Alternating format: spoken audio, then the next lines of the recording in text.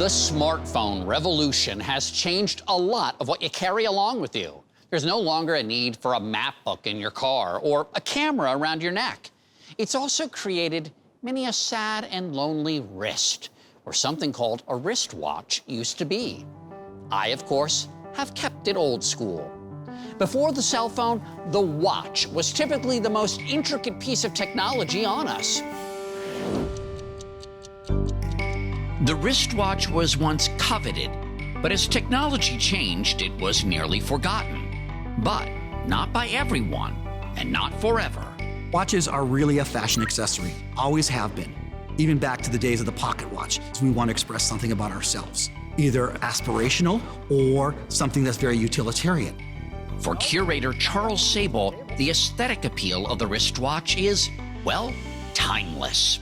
What does your wristwatch say about you? It says who you are. It talks about your personality. What, that I'm beige? You said it, Mo, not me. How and when do clocks make their way from the wall to our wrists? They come about, for most people, in the middle of the 1800s, when clock parts were miniaturized into pocket watches. So the pocket is the way station between the wall and our wrists. That's right. There were watches made for women in the early 1900s, but that's not when they truly took off. The real, true first wristwatches that we think of, people wearing, were done for aviators. The first one was done for a guy named ALBERTO SANTOS-DUMONT, who was a Brazilian aviator living in France. And his friend Cartier of the jewelry store made a watch for him in 1907. And that was the first watch.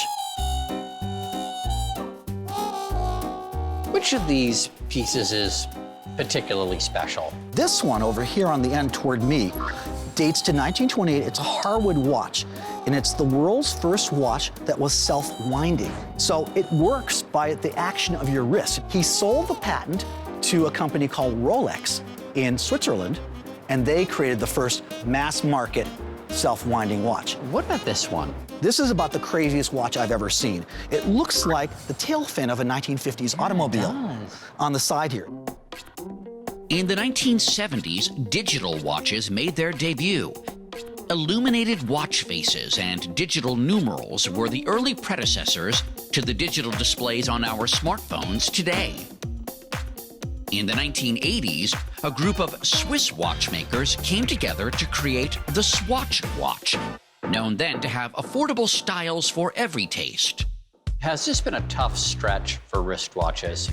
Contemporary? Yeah. Yeah, I would say so. Since the 1990s, and certainly since cell phones, wristwatches have all but died out. But there's been a change in more recent years. With the coming of fitness monitors that you wear on your wrists, manufacturers have figured out a way to take the components of a cell phone and put them into that fitness monitor, what we call today a smartwatch. So no death watch for the wristwatch. No death watch for the wristwatch. The wristwatch is doing just fine.